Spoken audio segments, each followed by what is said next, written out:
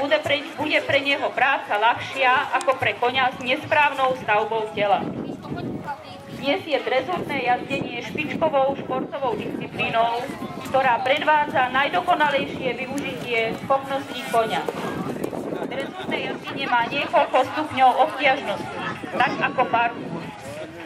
Sú to obťažnosti stupňa Z, L, S, ST, T a TT. V Taliansku v období renesancie, kde v roku 1532 šlachtic Federico Grisón založil Neapolskú jazdeckú akadémiu. Na túto školu nadväzuje aj španielská vysoká jazdecká škola.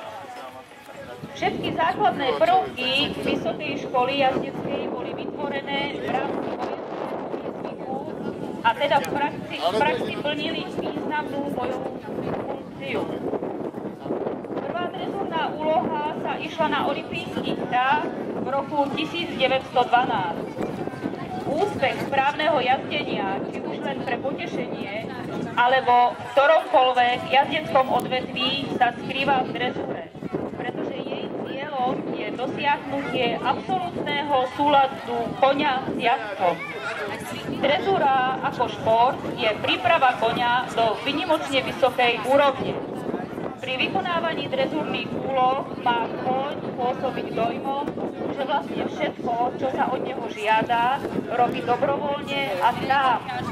Jeho chody majú byť pravidelné, uvoľnené a pružné. Reagovať má aktívne celým telom na najjemnejšie pomôcky jazdca, napríklad napnutie či uvoľnenie bedrových svalov, v pravom momente nepatrná zmena ťažiska jazdca a podobne. Všetky cviky musia byť dosiahnuté bez zjavnej námahy jazdca.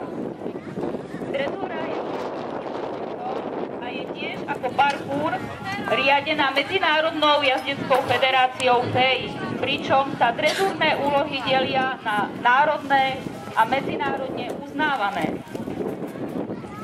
Drezúrna úloha sa jazdí v drezúrnom obĺžníku, ktorý je rozdelený písmenami. Tieto písmená, rozostavené po okrajoch obĺžníka, ukazujú, kde sa jednotlivé cviky majú predviesť. Rozmery obĺžníka pri nižších súťažiach 20x40 metrov, pri pokročilejších úlohách 20x60 metrov. Písmená sú v obĺžníku vždy na rovnakých miestach. Ak chcete byť úspešní v akomkoľvek odvetví jazdeckého športu, musíte si vytvoriť bezpečný, nezávislý set, ale v drezúre je rovnako dôležité rozvinúť cit. Mali by ste presne cítiť, čo kôň pod vami robí. To znamená, či je rovný, či sa správne ohýba, podsadzuje, či je uvoľnený a podobne. Tento cit sa vyvíja postupne v krásnom dobovom oblečení na nádhernom prístupku. A ako druhá drezúre v kategórii detí za vlaňajší rok na svojej zverenkyni Mercedes.